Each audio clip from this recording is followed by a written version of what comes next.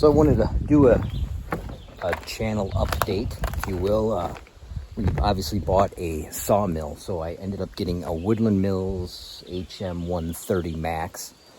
Probably do a video here pretty soon on it. Actually, what I want to do is a video comparing a bandsaw mill to this Logsaw F2 Plus. Anyway, this is a chainsaw mill, so it's got this flat rail system that a chainsaw mounts to a carriage, and the carriage runs down that flat rail system. It's F2 Plus.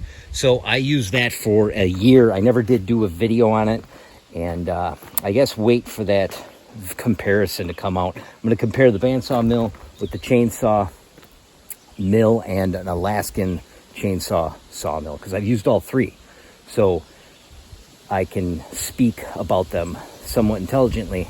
And I've used this one for a few months now.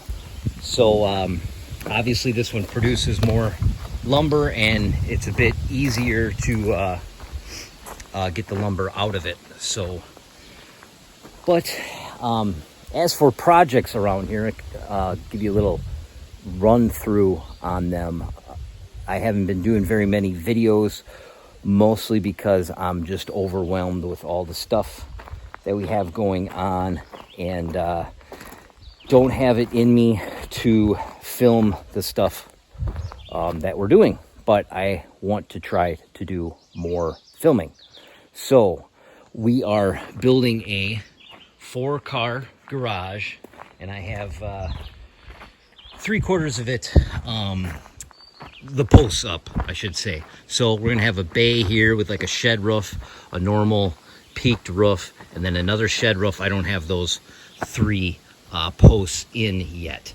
But anyway, I've got almost all the material to milled up for the trusses. Once I do that, I would like to put together a truss, set it up, make sure it's right, take it back down, and then that'll be the jig that I build all the other trusses to. So that's going to be happening hopefully pretty soon. We also have to get started on our cordwood inside wall in the house, which we have not done. Might do that this week starting, or for sure next week. So I'm gathering the material for that. I have to go get sand for that. The other purchase we made as of late was another tractor. So we purchased a Massey Ferguson 2013 cab tractor with a front mount snowblower. That's what that's a mid mount. It's got a front mount snowblower on there. The reason being is because I'm sick of snow blowing.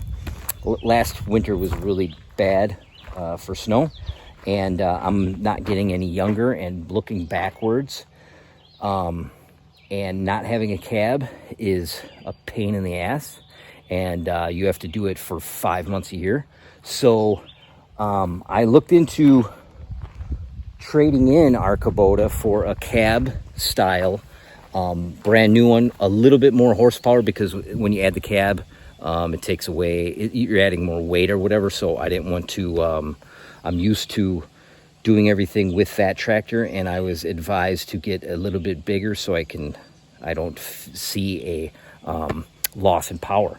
So anyway, a brand new one, cab tractor, trading in ours would cost like over 30 grand. So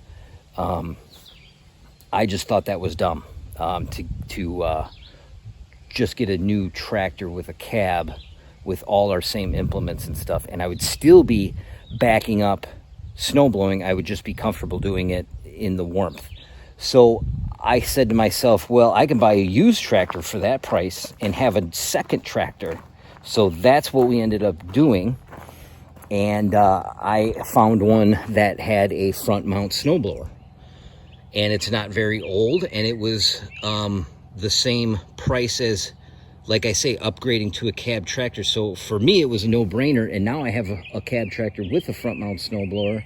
I don't have a loader on this one, but I have a loader on the other one, And I can use this one in the summertime for all my food plots and grading the driveway. There's no bugs. It's got air conditioning. It's got a radio, CD player. Thing is badass. So that's what we did.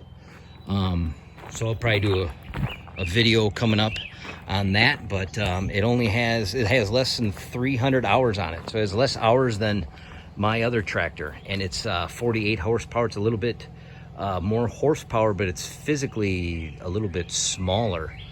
At least it seems that way. So it's been working out good.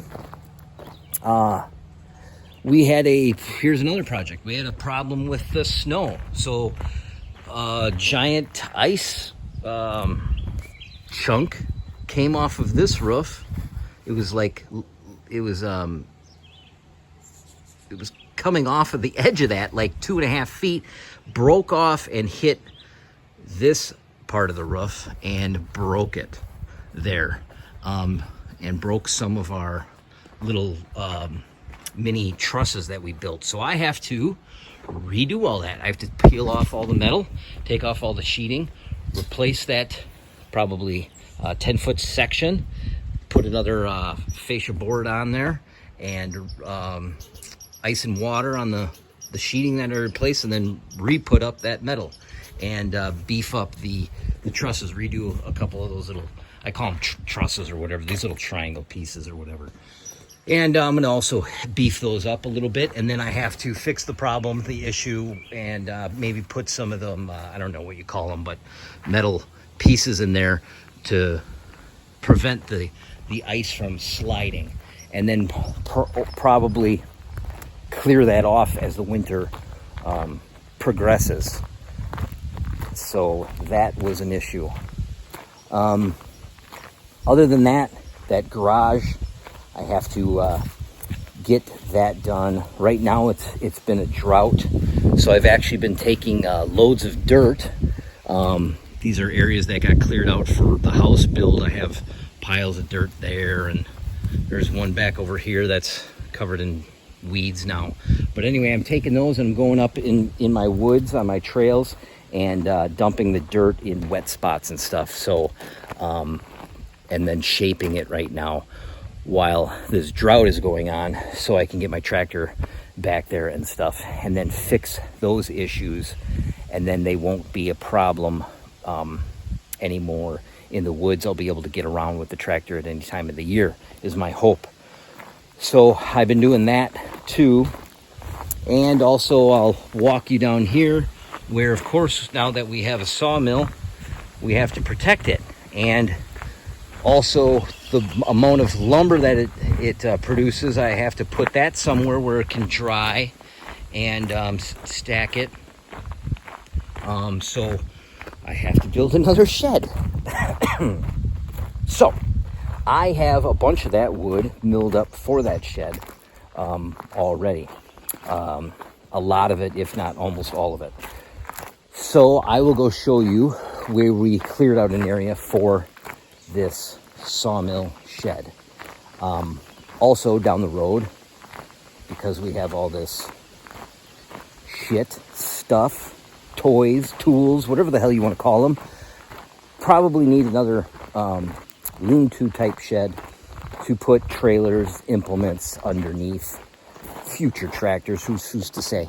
So we cleared out this area, and the excavator, once he gets here, if he ever gets here, he's going to clear this out and then add gravel, and this will be a nice flat spot. And somehow I'll build about a 28 by 20 sawmill shed that'll also be able to cover up stacks of wood like this.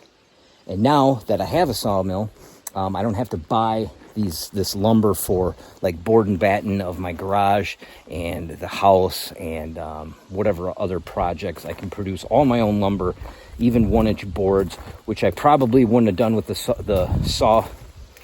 chainsaw mill, because it just wasn't economic or efficient, I guess you'd say.